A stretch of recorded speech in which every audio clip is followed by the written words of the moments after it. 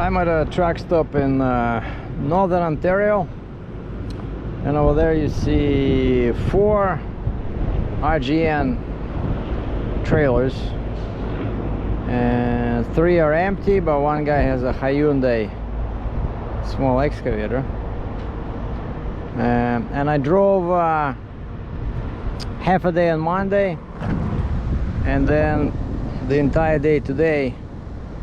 Did pretty good in terms of mileage.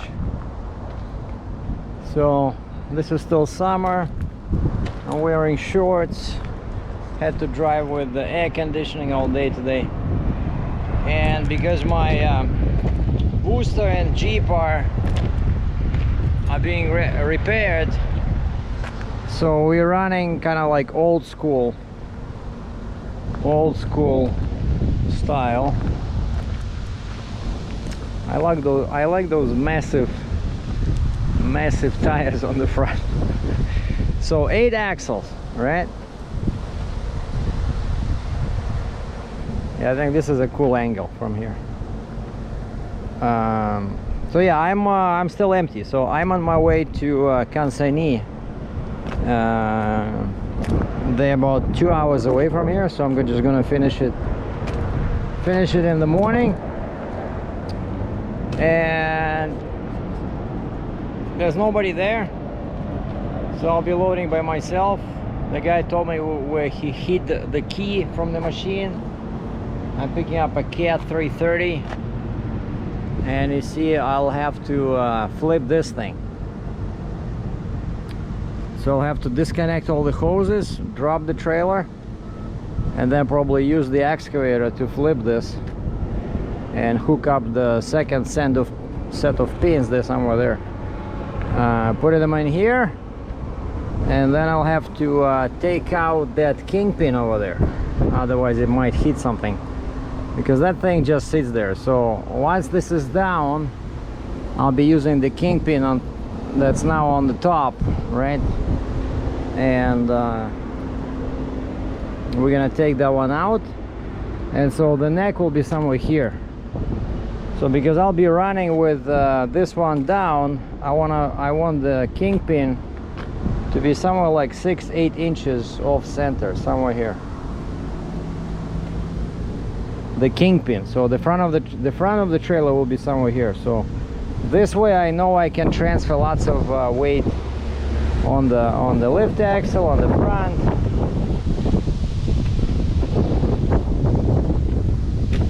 Oh, and this will be the first time I'll be using my conveyor belting. We'll see how it stands against the tracks of an excavator. I'm just gonna put it on the ramps just to protect them a little bit. And I'm gonna measure the tracks and see how wide this thing is. If it's more than half a track sits in the air, then I'm gonna use these and put them in here, right, to create a bit more stability. And here we have, not sure when I got this. I think you know, because this was in the air, maybe hit something. This is not good. But what do you do? It's better to have them in the air. So this one is up and this one is up, right? So I'll have to put the boards under the wheels, drain the suspension, and release those chains and open those tabs to let the air back in. All right, and then reinflate, and then all the tires will be down, and I put in the blue shim in there, and I have the yellow shim in here. Blue is the medium size, yellow is the smallest. And then we're gonna be running with these lights. They're hard to see now, but I know they're fully charged because I haven't been using them. So I'm all ready. And I moved these Cat 330s many times before, so and the guy checked it. He said, you know, it's a 1997 or 1999, very old machine, and so my job is to take it to the port in Maryland.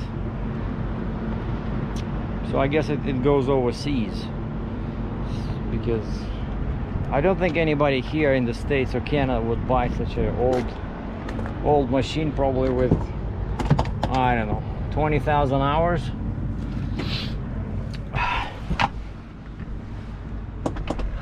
Yeah, nobody wants to park over here, but I like this spot, like a little bit away from people. When I came in, because I got up at 5 o'clock today. I was near Sault Ste. Marie. No, wait, Sudbury. I was near Sudbury. There was a truck stop like 30-40 kilometers west of Sudbury. A friend of mine was telling me on the phone, and I forgot about it. Then when I saw it, it's, you know, it's pretty big. The size of this one. Oh, another guy is coming in with some kind of a harvester and a small tractor in the back. Is that? Oh yeah, it's a double drop, like a mechanical, very short neck in the front. But these guys over here, they are all kind of like my trailer. I can see they have narrow hydraulic necks. And so yeah, I got up at 5 o'clock and I went to the it's called Nairn, N-A-I-R-N, Nairn, something Nairn, like a very weird name. But I went to the convenience store and it's closed, but I see there's a woman inside but no light. Like there was only some you know, on-duty light, and the door is locked. So I go back to the fuel pumps, and there's a little building in there and it's open. I see a guy sits inside. I put my mask on.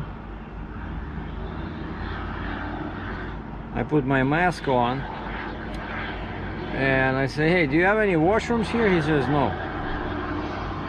And he says, and they took my coffee away as well. I said, what do you mean? He says, I used to sell coffee here. They took it to the main building. And then he looked at the clock and he says, they're gonna open in 10 minutes. I said, what, they open at 6? He says, yeah. So at 6, and then they have washrooms and they have coffee. Okay, so I went back to the truck. I brushed my teeth in the truck because I had water. So I figured, you know, while I'm waiting, and by the time I was finished, it was 6 o'clock. So I walked over, used the washroom, got some coffee, and started driving. And so I was driving near the lake, you know, this time because I'm empty, right? It's a bit shorter. But I was cursing the entire day today because there was construction after construction on this Highway 17. Of course, it's picturesque, you know, you can see the water, but I went probably through, like, no BS, I went probably through at least 10 construction zones. And they're not just regular construction zones, but they're construction zones with dedicated light. You know, there's you're driving and then you see a sign that says speed limit 70 kilometers an hour ahead, and then 70, then 60, and then you see a sign that says, you know, flagman and lights. And no, half of them were lights, half of them were flagmen, and of course you're coming close and the guy has that stop sign, and then you have to wait. And so it was very slow going all day today, and that's why I wanted to get to the Flying J east of Thunder Bay, but I ran out of steam because I was driving. I only made like 2 stops, and I was driving from 6 until 5, like 10 hours, you know, which is legal in Canada. Just don't try this in US. But in Canada we get more hours, right? And the bummer was I stopped at one truck stop. I thought I would have lunch, because in the morning I only had these pork skins. That's what I often eat for, you know, in the morning when I'm hungry, because I cannot eat any vegetarian stuff, you know, all these artificial protein bars. So animal protein only. Once in a while I'll have some berries, you know. I like berries, like, you know, raspberries, blueberries, blackberries, just, but not too much, because then I feel sick. I feel very weak. Basically, the more sugar I eat, the worse I feel now, because the body is trying to switch to all protein. And I just came back from this husky in there. The restaurant is open, but they have like 5 tables. You know, everything is moved out of the way, and before you enter you have to write down your name on a piece of paper and your phone number. I'm not sure if they're trying to pick up guys like that, but or they really screening for COVID-19, but that's what it is. So you have to fill out that piece of paper and give it to the server. And so I go in, I said, hey, I just want some meat which is not breaded, and if you have eggs, like meat and eggs, no potatoes, no rice, nothing, no fries, no bread. I said, what kind of meat do you have that's not breaded? She says, pork chops. I said, cool. Let me have 2 pork chops, please, and 3 eggs. And she says, okay. And that's what I had for dinner. 2 pork chops, very nice, and but super expensive. I asked her, why are they so expensive? She says, because over here, if you go to a grocery store, just to buy these pork chops, it's like 14 bucks at the grocery store. And so in the restaurant they charge like 17, 18.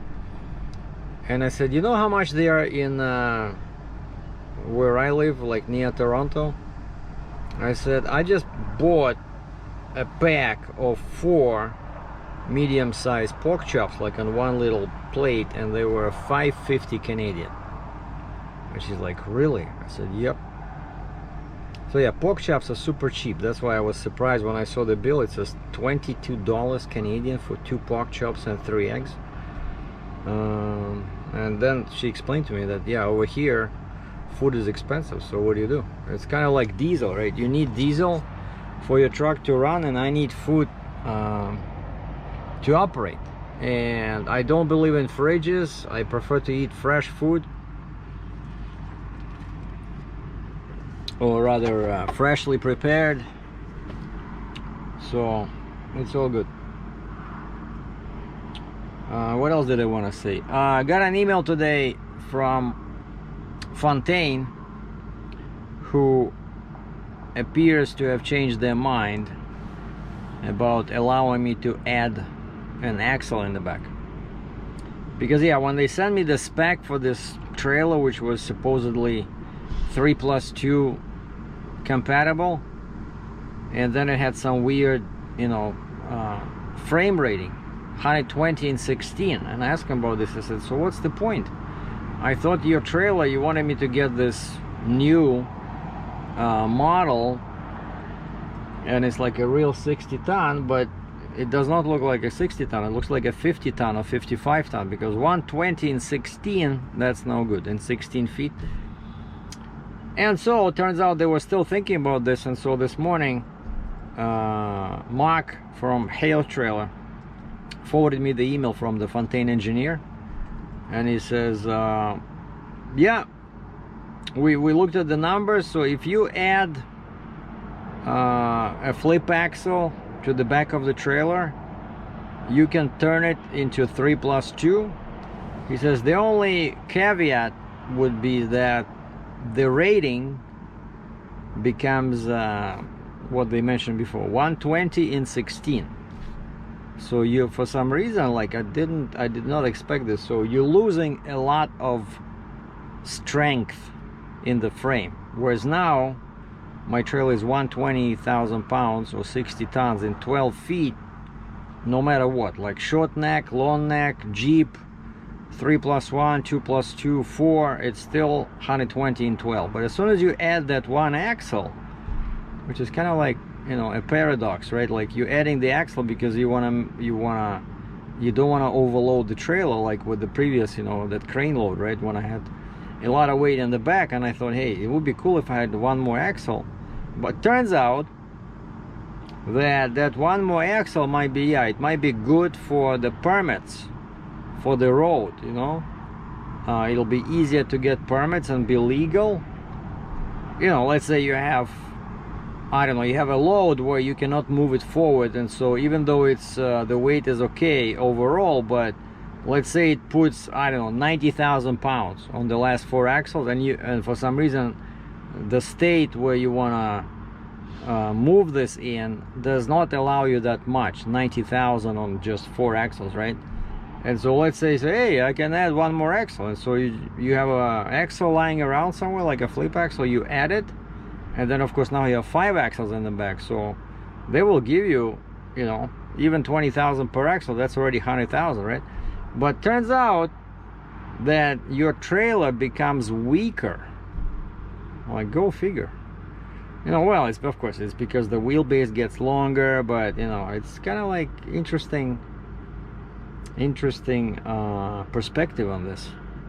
So adding another axle reduces the rating of your frame, which of course 16 is still a lot, but you know, a typical excavator, the tracks are about 14 feet long, and so let's say you do 3+2, and then you find a load 120,000, and let's say that load is 10 feet long, you know, like some crazy super heavy piece that sometimes it happens, you know, like it's short but it's super heavy. So if you have 3+2, you cannot load it because it's only 10 feet or let's say 12 feet, right? But your rating is 120 in 16. You can break the trailer, and so paradoxically you have to remove that axle from the back, and instead of 3+2 make it 3+1 or 2+2, and then the trailer's rating becomes again 120 in 12, and you should be able to move this big piece, you know, like let's say a coil, you know, some crazy 60-ton coil. So funny. So now of course I'm not sure I want to do this. I'm not sure if I want to add an axle to make the trailer so weak, you know. So yeah, if you take 120,000 pounds and divide by 16 and then multiply by 12 just to find out what's the rating at 12, you will see that it's less than 55 tons actually. It's like more like 50 tons. So by adding one more axle in the back, you turn a 60-ton trailer into a 50-ton, you know, because it's only 50 tons and 12 feet. So that's no good.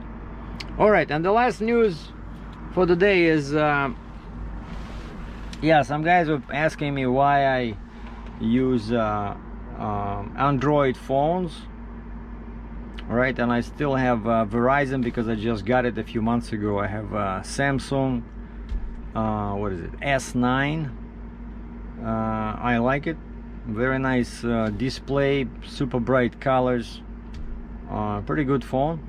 But my LG G6 was getting old, and it started having some, you know, small seizures, let's put it that way. And so I decided to upgrade it, and now I am the proud owner of this. This is iPhone 11 Pro Max, and I got this handy cover, and I added a cover in here, like this is like a glass cover that protects here. And what's cool about this phone, it has 3 cameras in the back, you know, like wide, medium, and kind of like a tele lens, you know. So I didn't try it yet. I was just shooting. I took a few pictures, but I was just using what I was in here, generic. But this phone is definitely like it might sound funny to some people that are used to these iPhones, but I never had an iPhone before, and I'm used to Android, right? LG and Samsung. And learning to use this thing, I'm telling you, for somebody who's coming from Android and somebody who's just a trucker and not very smart, you know, it's a nightmare. I had to watch a bunch of videos on YouTube to learn how to use this. Just to give you an example, 2 topics that I searched. I had to search because I couldn't find how to do it. Topic 1, how do you restart the phone? Like on LG or Samsung, it's like self-explanatory, right? You just use one of the buttons. And this one has buttons, right? You cannot restart it. All you do is just you call up Siri. Basically say go away, and you cannot restart it. So you have to watch a video on YouTube to learn how to restart iPhone 11. And the second thing was just an example. This is like one of many examples, like many problems I ran into with this phone. Just learning, because it's so different from Android. Second problem, the phone does not ring. Like I'm working behind the computer, I'm working, you know, I'm typing something on the computer, the phone lies on the desk next to me. All of a sudden I see the screen lit up, and everything is so fast. All I see is 2 buttons, yes, no. And I'm like, what's happening? It's some kind of a message or something? I said no. And this happened like within 1 second, and then I wait a second. That's a phone call. So I killed 2 phone calls because you know, why were they silent? You know, I thought there was some kind of a message or something. And so I start searching through the phone, and turns out if you have the lock on your screen, the phone will not ring. It's like, what? So I tried everything. Do not disturb, the flip switch on the side. I'm telling you, like, I did not have this on Android. So those are just 2 examples, you know, like how different things are between iPhone and Android. And I was pretty happy with Android, but you know, everybody says, hey, you have a MacBook computer, right? So why don't you try, you know, Apple phone?